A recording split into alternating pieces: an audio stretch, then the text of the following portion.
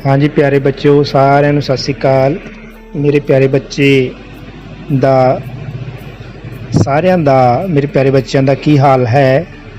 ठीक ठाक हो सारे? Very good. मैनू आस है कि तुसी वाकई ठीक ठाक होवोगे, अपनी जगह ते इंजॉय कर रहे होगे, होमवर्क कर रहे होगे, स्कूल का काम कर रहे होगे, अपने पेरेंट्स नू तंग नहीं कर रहे होगे, ठीक है ना। लगातार जिहड़ा है अपना काम कर रहे होगे। मेरे प्यारे बच्चों, जिवें तुसी जानते हो कि आपां वातावरण सिक्ख्या की दोहराई कर रहे हैं। ਇਹਦੇ तहत पहला लैसन जिहड़ा है वो मैं तुहानूं पूरे का पूरा समेत अभ्यास जिहड़ा है तुहाडी नज़र कर चुका हाँ, तुहानूं दस चुका हाँ। प्यारे बच्चों, अज असीं पाठ नंबर 2 की शुरुआत करांगे दोहराई दी। पाठ नंबर 2 की शुरुआत करते हुए आपां पाठ शुरू करते हैं। ध्यान नाल पहलों सुनना है, जल्दी जल्दी आपां इहनूं कवर करना है, क्योंकि फिर टाइम अगर वीडियो लंबी हो जाती है तो फिर तुसीं देखते नहीं हो, पूरा नहीं देखते, जिस कारण की है कि बहुत सारा तुहाडा जिहड़ा अभ्यास है वो छुट जाता है और बहुत सारे काम जिहड़े आ तुहाडे पेंडिंग रह जाते हैं, पिछे रह जाते हैं। सो इस तरह नहीं करना मेरे बच्चे। जिन्ना भी काम मैं हुण करवा रहा सारा का सारा तुसीं मिलान कर लिओ अपनियां पक्कियां कापियां दे नाल, जिन्ना पिछे करवाया गया है। अगर तुसीं नहीं किया किसी कारण तो हुण दोबारा उसनूं भी रिपीट कर सकते हो, ठीक है। तो शुरू करते हैं पाठ नंबर 2, पार्क दी सैर। प्यारे बच्चों, हर रोज़ साडा वास्ता बहुत सारियां वस्तुआं नाल पैंदा है, जिन्हां नूं असीं झट ही पहचान जांदे हां। की तुहानूं पता है कि असीं इन्हां वस्तुआं दी पछाण सिर्फ देख के ही नहीं करते, सगों साडी चमड़ी, नक ਅਤੇ ਕੰਨ भी इस काम विच अपना योगदान पाउंदे हन। असीं किसी वस्तु नूं छो के, सूंघ के जां उसकी आवाज़ सुन के भी पहचान सकते हाँ, भावें साडियां अखां बंद ही क्यों ना होण। आओ कुछ बच्चों द्वारा पार्क की सैर दौरान कीते अनुभवां नूं समझण दी कोशिश। किरण अज बहुत खुश सी क्योंकि जमात विच पहले स्थान ते रही सी।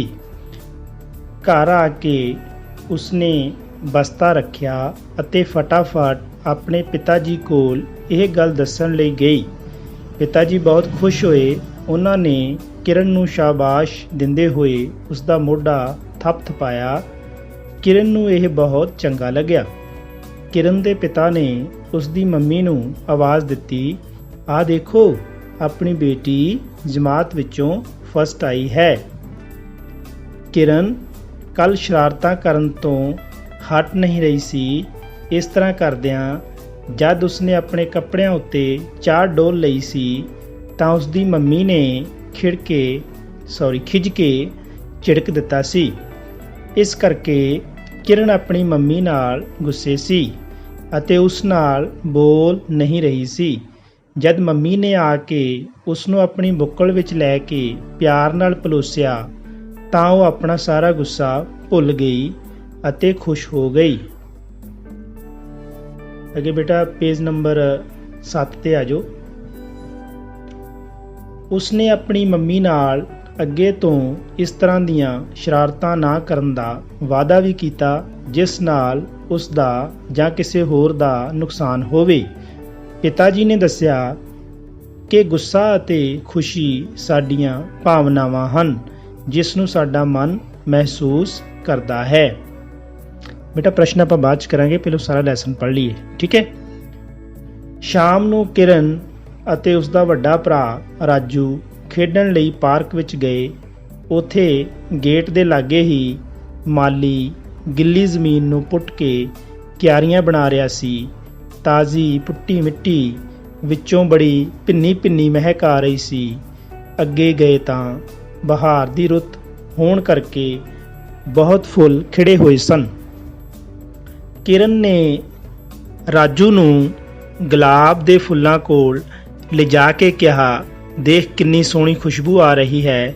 राजू ने कहा, हाँ अच्छी है, ਪਰ ਉਧਰ ਜੋ ਚਿੱਟੇ ਫੁੱਲ ਖਿੜੇ ਹਨ, ਮੈਨੂੰ ਉਹਨਾਂ ਦੀ ਖੁਸ਼ਬੂ ਬਹੁਤ ਵਧੀਆ ਲੱਗਦੀ ਹੈ।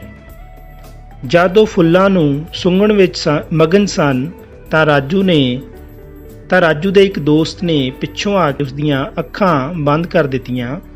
ਰਾਜੂ ਨੇ ਉਸਦੇ ਹੱਥਾਂ ਨੂੰ ਟੋਹਿਆ ਅਤੇ ਤੁਰੰਤ ਬੋਲ ਉੱਠਿਆ, ਅਰਸ਼ਦੀਪ।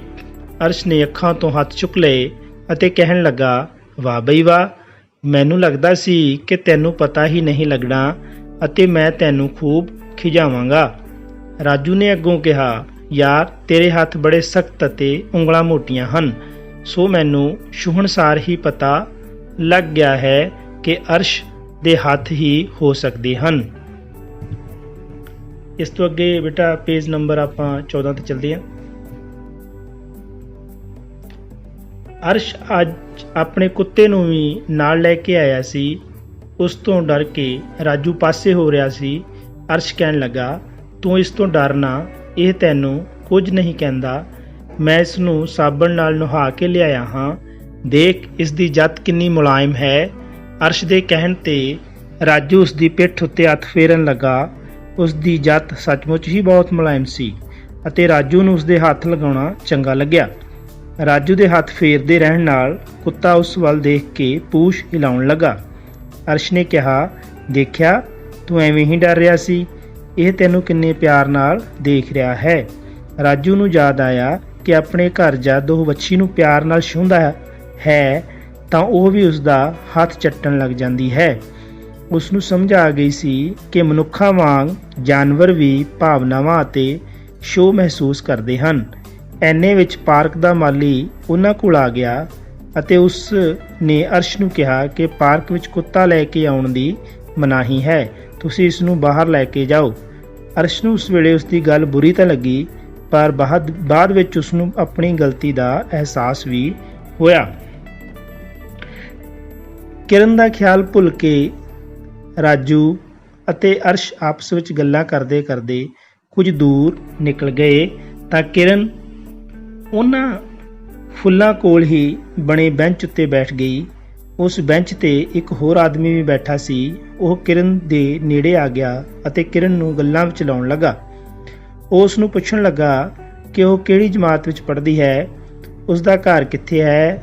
ਉਸਨੇ ਕਿਰਨ ਨੂੰ ਇੱਕ ਟਾਫੀ ਵੀ ਦਿੱਤੀ। ਗੱਲਾਂ ਕਰਦੇ ਕਰਦੇ ਉਹ ਕਿਰਨ ਦੀ ਪਿੱਠ ਤੇ ਹੱਥ ਫੇਰਨ ਲੱਗਾ। ਕਿਰਨ ਨੂੰ ਉਸਦਾ ਇਸ ਤਰ੍ਹਾਂ ਛੂਹਣਾ ਬਹੁਤ ਪਰੇਸ਼ਾਨ ਕਰਨ ਲੱਗਾ। ਉਹ ਉੱਥੋਂ ਦੌੜ ਕੇ ਰਾਜੂ ਹੋਰਾਂ ਪਾਸ ਚਲੀ ਗਈ ਅਤੇ ਉਹਨਾਂ ਨੂੰ ਦੱਸਣ ਲੱਗੀ ਕਿ ਬੈਂਚ ਉੱਤੇ ਕੋਈ ਬੁਰਾ ਆਦਮੀ ਬੈਠਾ ਹੈ। ਰਾਜੂ ਅਤੇ ਅਰਸ਼ ਬੈਂਚ ਵੱਲ ਗਏ ਤਾਂ ਉਹ ਆਦਮੀ ਉੱਥੋਂ ਜਾ ਚੁੱਕਾ ਸੀ। ਫਿਰ ਉਹਨਾਂ ਨੇ ਪਾਰਕ ਦੀ ਇੱਕ ਨੁੱਕਰ ਵਿੱਚ ਪਏ ਵਾਟਰ ਕੂਲਰ ਤੋਂ ਠੰਡਾ ਪਾਣੀ ਪੀਤਾ। ਦਿਨ ਛਿਪ ਰਿਹਾ ਸੀ। ਉਹ ਘਰ ਮੁੜਨ ਲੱਗੇ। ਪਾਰਕ ਦੇ ਕੋਨੇ ਵਿੱਚ ਕੂੜੇ ਦਾ ਵੱਡਾ ਢੇਰ ਪਿਆ ਸੀ। ਇਸ ਵਿੱਚੋਂ ਬੜੀ ਬਦਬੂ ਆ ਰਹੀ ਸੀ। ਕਿਰਨ ਨੇ ਨੱਕ ਬੰਦ ਕਰ ਲਿਆ। ਰਾਜੂ ਕਹਿਣ ਲੱਗਾ, ਹੁਣੇ ਕਿੰਨੀ ਸੋਹਣੀ ਮਹਿਕ ਲੈਂਦੇ ਆਏ ਹੋ ਅਤੇ ਇੱਥੇ ਕਿੰਨੀ ਬਦਬੂ ਆ ਰਹੀ ਹੈ। ਇਹ ਕੂੜਾ ਹਰ ਰੋਜ਼ ਇੱਥੋਂ ਚੁੱਕਿਆ ਜਾਵੇ ਤਾਂ ਬਦਬੂ ਨਾ ਆਵੇ। ਜਦੋਂ ਇਹ ਕਈ ਦਿਨ ਇੱਥੇ ਪਿਆ ਰਹਿੰਦਾ ਹੈ ਤਾਂ ਇਹ ਗੱਲ ਸੜ ਕੇ ਮੁਸ਼ਕ ਮਾਰਨ ਲੱਗ ਪੈਂਦਾ ਹੈ। ਅਰਸ਼ ਨੇ ਕਿਹਾ, ਸਾਨੂੰ ਘੱਟ ਤੋਂ ਘੱਟ ਕੂੜਾ ਪੈਦਾ ਕਰਨਾ ਚਾਹੀਦਾ ਹੈ ਅਤੇ ਇਸ ਦੀ ਵੱਧ ਪੈਦਾਇਸ਼ ਲਈ ਜ਼ਿੰਮੇਵਾਰ ਵਸਤੂਆਂ ਜਿਵੇਂ ਪੋਲੀਥੀਨ ਦੇ ਲਿਫਾਫੇ ਆਦਿ ਦੀ ਵਰਤੋਂ ਘਟਾਉਣੀ ਚਾਹੀਦੀ ਹੈ। ਕਿਰਨ ਅਤੇ ਰਾਜੂ ਦਾ ਜਦ ਘਰ ਪੁੱਜੇ ਤਾਂ ਰਸੋਈ ਵਿੱਚੋਂ ਬੜੀ ਮਹਿਕ ਆ ਰਹੀ ਸੀ। ਉਹ ਦੋਵੇਂ ਸਿੱਧੇ ਰਸੋਈ ਵਿੱਚ ਚਲੇ ਗਏ। ਕਿਰਨ ਕੀ ਕਹਿ ਰਹੀ ਹੈ, ਮੰਮੀ ਜੀ ਕੀ ਬਣ ਰਿਹਾ ਹੈ, ਬੜੀ ਮਹਿਕ ਆ ਰਹੀ ਹੈ। ਮੰਮੀ ਤੁਸੀਂ ਬੁੱਝੋ। ਰਾਜੂ ਕੀ ਕਹਿ ਰਿਹਾ, ਮਹਿਕ ਤੋਂ ਤਾਂ ਜਾਪਦਾ ਹੈ ਕਿ ਹਲਵਾ ਬਣ ਰਿਹਾ ਹੈ। ਮੰਮੀ ਬਿਲਕੁਲ ਠੀਕ। ਕਿਰਨ ਕੀ ਕਹਿ ਰਹੀ ਹੈ, ਇਹ ਕੀ ਚੀਜ਼ ਹੈ, ਇਸ ਵਿੱਚੋਂ ਬੜੀ ਮਹਿਕ ਆ ਰਹੀ ਹੈ। ਪੁਦੀਨੇ ਦੀ ਗੁੱਟੀ ਚੁੱਕ ਕੇ ਉਸਨੇ ਇਹ ਗੱਲ ਜਿਹੜੀ ਉਹ ਕਹੀ ਸੀ। ਉਸ ਤੋਂ ਅੱਗੇ ਹੈ ਬੇਟਾ 10 ਨੰਬਰ ਪੇਜ ਜਾਂ 16 ਨੰਬਰ ਪੇਜ ਆ ਗਿਆ। ਅੱਗੇ ਤੁਸੀਂ ਪੇਜ ਵੇਖ ਸਕਦੇ ਹੋ। ਸਾਈਡ ਤੇ ਪੇਜ ਜਿਹੜਾ ਵਿੱਚ 9 ਲਿਖਿਆ ਹੋਇਆ ਵਿੱਚ, ਔਰ ਸਾਈਡ ਤੇ ਜਿਹੜਾ 15 ਪੇਜ ਲਿਖਿਆ ਕਿਉਂਕਿ ਕਿਤਾਬ ਦਾ ਪੇਜ 15 ਹੈ, ਲੈਸਨ ਦਾ ਪੇਜ ਜਿਹੜਾ ਹੈ ਇਹ 9ਵਾਂ ਹੈ। ਤੇ ਹੁਣ ਆਪਾਂ ਜਿਹੜਾ 10ਵਾਂ ਪੇਜ ਪੜ੍ਹਨ ਜਾ ਰਹੇ ਹਾਂ। ਮੰਮੀ ਇਹ ਪੁਦੀਨਾ ਹੈ, ਆਪਾਂ ਇਸ ਚਟਨੀ ਬਣਾਵਾਂਗੇ। ਰਾਜੂ, ਮੰਮੀ ਖਾਣੇ ਦੀ ਮਹਿਕ ਨੇ ਤਾਂ ਭੁੱਖ ਹੋਰ ਵਧਾ ਦਿੱਤੀ ਹੈ। ਹੁਣ ਤੁਸੀਂ ਸਾਨੂੰ ਜਲਦੀ ਖਾਣਾ ਦਿਓ। ਚਲੋ ਤੁਸੀਂ ਹੱਥ ਧੋਵੋ, ਮੈਂ ਹੁਣੇ ਖਾਣਾ ਬਣਾ ਦਿੰਦੀ ਹਾਂ। ਫਿਰ ਸਾਰੇ ਪਰਿਵਾਰ ਨੇ ਮਿਲ ਕੇ ਖਾਣੇ ਦੇ ਨਾਲ ਗਰਮਾ ਗਰਮ ਹਲਵਾ ਖਾਧਾ। ਸੋ ਬੇਟੋ ਮੇਰੇ ਬੱਚਿਓ, ਇਹ ਸੀਗਾ ਲੈਸਨ। ਹੁਣ ਆਪਾਂ ਸ਼ੁਰੂ ਚੱਲਦੇ ਹਾਂ ਲੈਸਨ ਦੇ। ਉੱਥੇ ਆਪਾਂ ਜਾ ਕੇ ਜਿਹੜਾ ਹੈ ਉਹ ਜਿਹੜੇ ਛੋਟੇ ਛੋਟੇ ਪ੍ਰਸ਼ਨ ਸੀ ਉਹ ਨਾਲ ਜਿਹੜੇ ਆਪਾਂ ਨਹੀਂ ਕੀਤੇ ਸੀ ਉਹ ਕਰਾਂਗੇ। ਸਭ ਤੋਂ ਪਹਿਲਾ ਪ੍ਰਸ਼ਨ ਸੀ, ਤੁਸੀਂ ਵੇਖ ਰਹੇ ਹੋ ਪੇਜ ਨੰਬਰ 7 ਦੇ ਉੱਪਰ। ਸਭ ਤੋਂ ਪਹਿਲਾ ਪ੍ਰਸ਼ਨ, ਜਦੋਂ ਕੋਈ ਤੁਹਾਡੀ ਪਿੱਠ ਥਾਪੜ ਕੇ ਸ਼ਾਬਾਸ਼ ਦਿੰਦਾ ਹੈ ਤੁਹਾਨੂੰ ਕਿਸ ਤਰ੍ਹਾਂ ਲੱਗਦਾ ਹੈ? ਕਿਸ ਤਰ੍ਹਾਂ ਦਾ ਲੱਗਦਾ ਤੁਸੀਂ ਆਪ ਲਿਖਣਾ ਹੈ। ਅਗਰ ਲਿਖਣਾ ਚਾਹੁੰਦੇ ਹੋ ਤਾਂ ਆਪਾਂ ਲਿਖ ਸਕਦੇ ਹਾਂ, ਜਦੋਂ ਕੋਈ ਸਾਡੀ ਪਿੱਠ ਥਾਪੜਦਾ ਹੈ ਤਾਂ ਸਾਨੂੰ ਬਹੁਤ ਚੰਗਾ ਲੱਗਦਾ ਹੈ। ਠੀਕ ਹੈ। ਇਸ ਤੋਂ ਅੱਗੇ ਦੂਸਰਾ ਪ੍ਰਸ਼ਨ ਹੈ, ਕੋਈ 4 ਚੀਜ਼ਾਂ ਦੀ ਸੂਚੀ ਬਣਾਓ ਜਿਨ੍ਹਾਂ ਦੀ ਖੁਸ਼ਬੂ ਤੁਹਾਨੂੰ ਚੰਗੀ ਲੱਗਦੀ ਹੈ। ਬੇਟਾ ਬਹੁਤ ਸਾਰੀਆਂ ਚੀਜ਼ਾਂ ਸਾਡੇ ਬਾਜ਼ਾਰ ਦੇ ਵਿੱਚ ਹੁੰਦੀਆਂ, ਘਰ ਦੇ ਵਿੱਚ ਹੁੰਦੀਆਂ, ਅਸੀਂ ਸਬਜ਼ੀ ਵਗੈਰਾ ਬੀਜਦੇ ਹਾਂ, ਉਹਨਾਂ ਤੋਂ ਵੀ ਸਾਨੂੰ ਮਿਲਦੀਆਂ। ਜਿਹੜਾ ਫੇਰੀ ਵਾਲਾ ਸਬਜ਼ੀ ਵੇਚਣ ਵਾਸਤੇ ਆਉਂਦਾ ਹੈ ਉਹਨਾਂ ਕੋਲ ਵੀ ਅਸੀਂ ਬਹੁਤ ਸਾਰੀਆਂ ਖੁਸ਼ਬੂਦਾਰ ਚੀਜ਼ਾਂ ਲੈ ਸਕਦੇ ਹਾਂ। ਕਿਹੜੀਆਂ ਖੁਸ਼ਬੂਦਾਰ ਚੀਜ਼ਾਂ ਹੁੰਦੀਆਂ? ਇਹਦੇ 'ਚ ਪੁਦੀਨਾ ਹੈ ਸਭ ਤੋਂ ਪਹਿਲਾਂ ਤਾਂ, ਠੀਕ ਹੈ ਨਾ। ਫਿਰ ਅਚਾਰ ਚਟਨੀ ਕੋਈ ਵੀ ਹੈ, ਕਿੰਨੀ ਮਨਮੋਹਕ ਖੁਸ਼ਬੂ ਹੁੰਦੀ ਹੈ ਉਹਦੀ, ਠੀਕ ਹੈ ਨਾ। ਇਸ ਤੋਂ ਇਲਾਵਾ ਹੋਰ ਕਿਛ ਖੁਸ਼ਬੂ ਹੁੰਦੀ ਹੈ। ਇਹ ਤੁਸੀਂ 2 ਆਪਣੇ ਕੋਲੋਂ ਚੀਜ਼ਾਂ ਲਿਖ ਸਕਦੇ ਹੋ ਜਿਨ੍ਹਾਂ 'ਚੋਂ ਤੁਹਾਨੂੰ ਖੁਸ਼ਬੂ ਆਉਂਦੀ ਹੈ। ਖੁਸ਼ਬੂ ਅੱਛੀ ਹੋਣੀ ਚਾਹੀਦੀ ਹੈ, ਇਹ ਨਹੀਂ ਕਿ ਬਦਬੂ ਵਾਲੀਆਂ ਚੀਜ਼ਾਂ ਲਿਖੋ, ਖੁਸ਼ਬੂ ਵਾਲੀਆਂ ਚੀਜ਼ਾਂ ਹੀ ਲਿਖਣੀਆਂ ਹਨ। ਠੀਕ ਹੈ। ਇਸ ਤੋਂ ਅੱਗੇ ਹੈ, ਇੱਥੇ ਆਪਾਂ ਆ ਜਾਂਦੇ ਹਾਂ, ਪੇਜ ਨੰਬਰ 10 ਤੋਂ ਸ਼ੁਰੂ ਹੁੰਦੀ ਹੈ ਯਾਦ ਰੱਖਣ ਜੋ ਗੱਲਾਂ 'ਤੇ ਆਪਾਂ ਆ ਜਾਂਦੇ ਹਾਂ। ਇਹ ਆਪਾਂ ਗੱਲਾਂ ਸਾਰੀਆਂ ਯਾਦ ਰੱਖਣੀਆਂ, ਉੱਪਰ ਲਿਖੀਆਂ ਹੋਈਆਂ, ਤੁਸੀਂ ਧਿਆਨ ਨਾਲ ਇਸ ਨੂੰ ਪੜ੍ਹ ਸਕਦੇ ਹੋ, ਪੜ੍ਹ ਲਿਓ।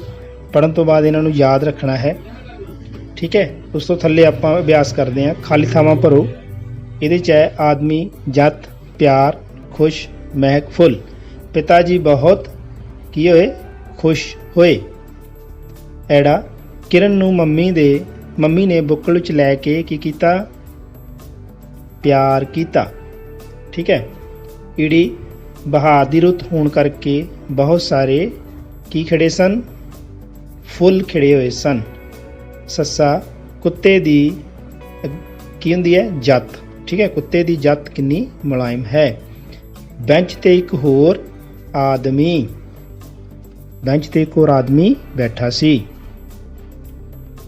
ਇਸ ਤੋਂ ਅੱਗੇ ਸਹੀ ਵਾਕਾਂ ਅੱਗੇ ਟਿਕ ਲਗਾਉਣੀ ਹੈ, ਸਹੀ ਲਗਾਉਣੀ ਹੈ, ਤੇ ਗਲਤ ਵਾਕਾਂ ਦੇ ਅੱਗੇ ਜਿਹੜਾ ਹੈ ਕ੍ਰਾਸ ਲਾਉਣਾ ਹੈ, ਆਪਾਂ ਗਲਤ ਦਾ ਨਿਸ਼ਾਨ ਲਾਉਣਾ ਹੈ।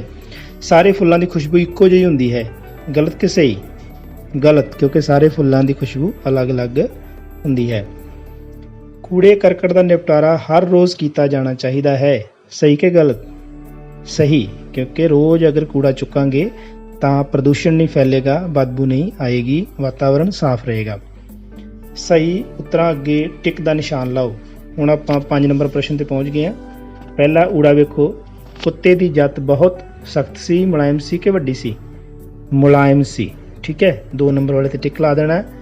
ਕਿਸੇ ਦਾ ਛੂਹਣਾ ਠੀਕ ਨਾ ਲੱਗੇ ਤਾਂ ਵੱਡਿਆਂ ਨੂੰ ਦੱਸ ਦੇਣਾ ਚਾਹੀਦਾ ਹੈ, ਵੱਡਿਆਂ ਤੋਂ ਛੁਪਾਉਣਾ ਚਾਹੀਦਾ ਹੈ, ਕੁਝ ਨਹੀਂ ਕਰਨਾ ਚਾਹੀਦਾ। ਤੇ ਆਪਾਂ ਕਿਤੇ ਨਿਸ਼ਾਨ ਲਾਵਾਂਗੇ? ਵੱਡਿਆਂ ਨੂੰ ਦੱਸ ਦੇਣਾ ਚਾਹੀਦਾ ਹੈ, ਇੱਥੇ ਨਿਸ਼ਾਨ ਲਾਵਾਂਗੇ। ਠੀਕ ਹੈ। ਪਹਿਲੇ ਦੇ ਉੱਪਰ ਆਪਾਂ ਨਿਸ਼ਾਨ ਜਿਹੜਾ ਇਹ ਲਾ ਦਾਂਗੇ ਸਹੀ ਦਾ। ਈੜੀ ਵੇਖੋ, ਈੜੀ ਦੇ ਵਿੱਚ ਵੇਖੋ ਬਦਬੂ ਆ ਰਹੀ ਸੀ ਮਿੱਟੀ ਦੇ ਢੇਰ ਵਿੱਚੋਂ ਕਿ ਕੂੜੇ ਦੇ ਢੇਰ ਵਿੱਚੋਂ ਕਿ ਫੁੱਲਾਂ ਦੇ ਢੇਰ ਵਿੱਚੋਂ? ਕੂੜੇ ਦੇ ਢੇਰ ਵਿੱਚੋਂ। ਠੀਕ ਹੈ। ਬਦਬੂ ਜਿਹੜੀ ਹੈ ਹਮੇਸ਼ਾ ਕੂੜੇ ਦੇ ਢੇਰ 'ਚੋਂ ਹੀ ਆਉਂਦੀ ਹੈ, ਫੁੱਲਾਂ 'ਚੋਂ ਖੁਸ਼ਬੂ ਆਉਂਦੀ ਹੈ। ਪ੍ਰਸ਼ਨ ਨੰਬਰ 6, ਕੋਈ 2 ਬਦਬੂਦਾਰ ਵਸਤੂਆਂ ਦੇ ਨਾਮ ਦੱਸੋ। ਬੇਟਾ ਪਹਿਲੀ ਤਾਂ ਤੁਹਾਨੂੰ ਪਤਾ ਹੀ ਹੈ ਕਿ ਆਪਾਂ ਲਿਖਣਾ ਹੈ, ਪਹਿਲੀ ਬਦਬੂਦਾਰ ਵਸਤੂ ਕੂੜਾ ਕਰਕਟ ਹੁੰਦੀ ਹੈ। ਤੇ ਦੂਸਰੀ ਕਿਹੜੀ ਲਿਖੋਗੇ? ਇਸ ਤੋਂ ਇਲਾਵਾ ਉਹਨੇ ਦੂਸਰੀ ਚੀਜ਼ ਜਿਹੜੀ ਪੁੱਛੀ ਹੈ ਉਹ ਤੁਸੀਂ ਲਿਖ ਸਕਦੇ ਹੋ ਕਿ ਸਾਡੇ ਕੱਪੜੇ ਅਗਰ ਬਹੁਤ ਜ਼ਿਆਦਾ ਮੈਲੇ ਰਹਿੰਦੇ ਆ ਤਾਂ ਉਹ ਵੀ ਬਦਬੂਦਾਰ ਹੋ ਜਾਂਦੇ ਹਨ। ਸਾਡੀ ਜਿਹੜੀ ਜੁੱਤੀ ਹੈ, ਸਾਡੇ ਜਿਹੜੇ ਬੂਟ ਹੈ, ਠੀਕ ਹੈ, ਪਹਿਨਣ ਵਾਲੇ, ਉਹ ਵੀ ਜ਼ਿਆਦਾ ਦੇਰ ਨਾ ਧੋਵੋ ਤਾਂ ਜ਼ਿਆਦਾ ਦੇਰ ਪਾਈ ਰੱਖੋ ਤਾਂ ਵੀ ਬਦਬੂਦਾਰ ਹੋ ਜਾਂਦੇ ਹਨ। ਕੋਈ ਵੀ ਤੁਸੀਂ ਇਹਨਾਂ 'ਚੋਂ ਲਿਖ ਸਕਦੇ ਹੋ, ਦੂਸਰੀ ਜਿਹੜੀ ਚੀਜ਼ ਪੁੱਛੀ ਉਹਨਾਂ ਨੇ। ਠੀਕ ਹੈ। ਇਸ ਤੋਂ ਅੱਗੇ ਹੈ, ਕੋਈ 3 ਫੁੱਲਾਂ ਦੇ ਨਾਮ ਲਿਖੋ ਜਿਨ੍ਹਾਂ ਵਿੱਚੋਂ ਖੁਸ਼ਬੂ ਆਉਂਦੀ ਹੈ। ਸਾਰੇ ਬੱਚੇ ਜਾਣਦੇ ਆ, ਸਾਡੇ ਸਕੂਲ 'ਚ ਵੀ ਬੜੇ ਸਾਰੇ ਫੁੱਲ ਖਿੜੇ ਹੋਏ ਸੀਗੇ, ਤੁਸੀਂ ਦੇਖੇ, ਸਾਰੇ ਗਮਲੇ ਲੈ ਕੇ ਆਏ ਸੀ ਬੱਚੇ ਆਪਣੇ। ਜਿਹੜਾ ਜਦੋਂ ਤੁਸੀਂ 5ਵੀਂ ਕਲਾਸ ਪਾਸ ਕਰ ਲੋਗੇ ਤੁਸੀਂ ਵੀ ਗਮਲਾ ਇੱਕ ਲੈ ਕੇ ਆਓਗੇ ਸਕੂਲ ਵਾਸਤੇ, ਤੁਸੀਂ ਆਪਣੀ ਮਰਜ਼ੀ ਦੇ ਫੁੱਲ ਵੀ ਲੈ ਕੇ ਆਓਗੇ, ਹੈ ਨਾ। ਤੇ ਤੁਸੀਂ ਇੱਥੇ ਲਿਖ ਸਕਦੇ ਹੋ ਕਿ ਗੇਂਦਾ, ਗੁਲਾਬ, ਠੀਕ ਹੈ, ਤੇ ਚਮੇਲੀ, ਇਹਨਾਂ ਦੇ ਵਿੱਚ ਬੜੀ ਖੁਸ਼ਬੂ ਹੁੰਦੀ ਹੈ। ਤੁਸੀਂ ਤਿੰਨਾਂ ਦੇ ਨਾਮ ਲਿਖ ਸਕਦੇ ਹੋ।